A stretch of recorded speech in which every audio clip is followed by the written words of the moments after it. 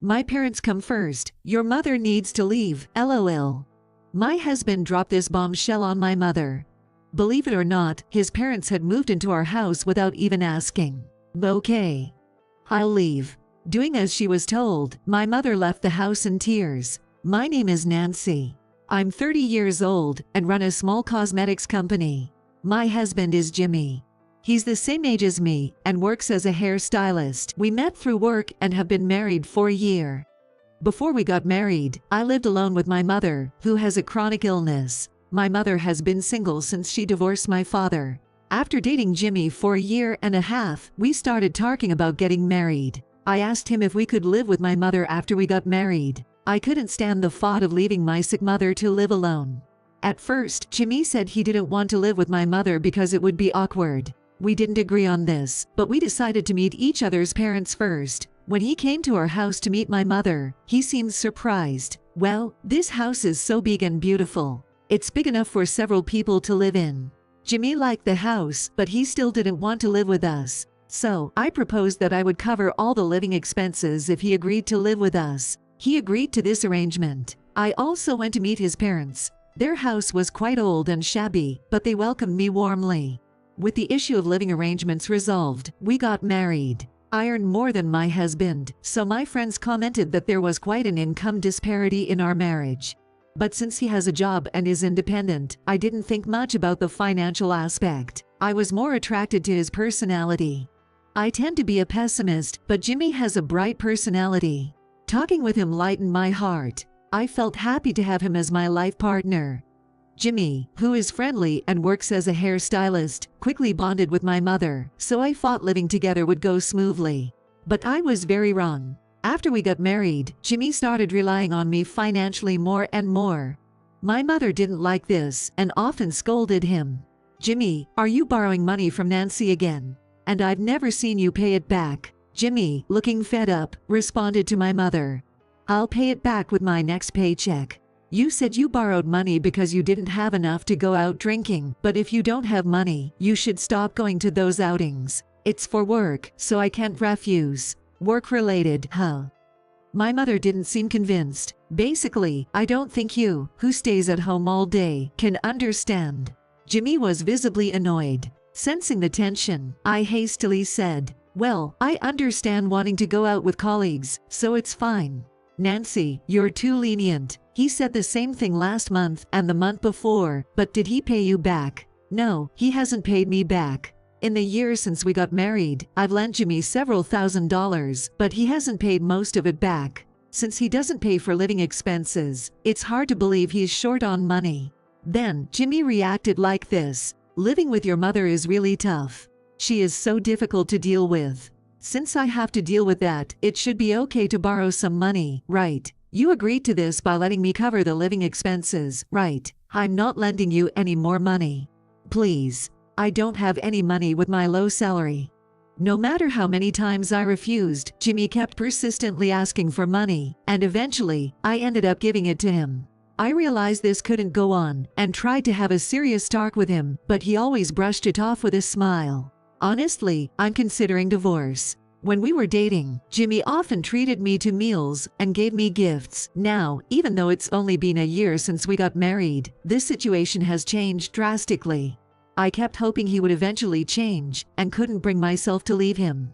But that hope was quickly shattered. Jimmy quit his job at the salon without discussing it with me. On top of that, he racked up debt from gambling. I'm sorry. I'll definitely pay it back, so can you cover my debt? He secretly asked me. But my sharp-witted mother noticed and joined the conversation. Are you asking Nancy for money again? No. Jimmy looked awkward, not wanting my mother to find out, but I was really angry and explained everything to my mother. She exploded in anger. There's no way we're covering your debt. Get a new job and pay it off yourself. I'm in trouble because the repayment deadline is approaching. Can't you and Nancy cover it? Don't be ridiculous. My mother was furious. Ever since living with you, Mill, it's been nothing but lecturing. I'm getting stressed out. You even criticize my appearance, saying it's not appropriate for a hairstylist. Jimmy was irritated. Are you saying this is my fault? I didn't gamble before we got married. I started going to casinos and horse races because I didn't want to come home. That's just an excuse. I'm borrowing money because Nancy said it's okay. It has nothing to do with you. Calm down, both of you. My attempts to intervene were in vain, and it turned into a huge argument. From the next day, my husband and mother stopped hiding their disdain for each other and didn't speak to each other at all. A week later, on a weekend morning, people from a moving company suddenly arrived at our house. What's going on? I was stunned. They are here. Jimmy opened the door excitedly. Then, a large number of boxes were brought into the house. What's happening? I asked Jimmy. At that moment, his parents showed up. Good morning. Why are you here so early? My mother was bewildered, standing with the people from the moving company and Jimmy's parents. My parents are moving in from today. Jimmy suddenly announced. What? What are you talking about? I had no idea about this. Today's the moving day. I look forward to all of us living together. Jimmy said casually. It was unbelievable. My in-laws were moving in without permission. My parents come first. You, my mill, need to leave, LOL. My husband told my mother. What is this? My mother was at a loss. This is my mother's house, you know, I said, and my husband looked surprised. He had assumed that since I run a company, I had bought the house. Really? My husband was flustered. Since it's my mother's house, there's no way she should leave. Your parents need to go back, I told him firmly. But they've already moved out of their house. What? Are you serious? I was stunned by his rashness. Did you think we would just allow them to move in announced? No, but the house is big, and you have money, so what's the problem? I was infuriated by his flippant attitude. Enough already. You're unemployed, in debt, and now this. Absolutely not. Shut up. You should experience living with in-laws too. For the first time, my husband yelled at me with a terrifying face. I won't let them leave. I was intimidated, having never seen him like this. He used to be so kind. How did things get to this point? Did my request for him to live with us change him this much? No, it wasn't that. Maybe we shouldn't have gotten married in the first place. I was filled with despair. At that moment, fine, I'll leave. My mother spoke up. What? I was shocked. I'm sorry. It was wrong of me to ask my married daughter to live with me. My mother looked sad. I desperately tried to explain. But I was worried about you living alone with your illness. That's why I asked Jimmy to live with us. It's okay. Then Jimmy and I will leave. You can stay here. It's fine. See, your mother is okay with it, my husband said with a smirk. He was clearly thrilled about my mother leaving. My mother went to her room and started packing her suitcase. I'll come back for my things once I find a place. Mom, wait, I said frantically. Nancy, be nice to your in-laws. My mother quickly packed her things and headed to the front door. Goodbye. My husband left. Goodbye. My mother replied, tears streaming down her face. Mom, this house has been our home since before I was born. Are you really going to let it go over this? I tried to stop her. She looked down, wiping her tears with a tissue. Her shoulders were shaking as she couldn't stop crying. It's okay. I'll handle the house expenses, so don't worry. Goodbye, she said, her voice breaking and her eyes red. Watching her slender back as she left, I felt a deep anxiety. Yay, we got the house. My husband was triumphant after my mother left. I couldn't believe his attitude. I quickly packed a suitcase with my essentials and decided to leave the house too. You're leaving just because my parents moved in. My husband called after me, but I ignored him and walked out. After that, I stayed in the same hotel as my mother and commuted to work from there. I had brought with me 5 days' worth of suits, but I was missing many things since I left in a hurry, so I bought what I needed. A month flew by as I was busy with work. One day, I took a day off during the week and went to our old home with my mother. We unlocked the door and entered the house. In the living room, we found my husband, his parents, and another woman. And Nancy. And mother. My husband stammered, surprised by our sudden arrival. The house was cluttered and messy compared to before. As usual, Jimmy and his parents weren't working and were living comfortably. Mel, you look different. Jimmy noticed the change in my mother, who used to be in her room clothes without makeup. Now, she was dressed up, with full makeup, and wearing high-end brand clothes and jewelry. The first thing my mother said was this: "I've sold this house and the land. You need to move out." "Move out? What are you talking about?" Jimmy and his parents were shocked. "The movers will be here soon. They'll pack my furniture, appliances, and belongings. They'll also pack your things. You need to leave within a week." "Wait, what is going on?" My husband was flustered. "I own this house and the land.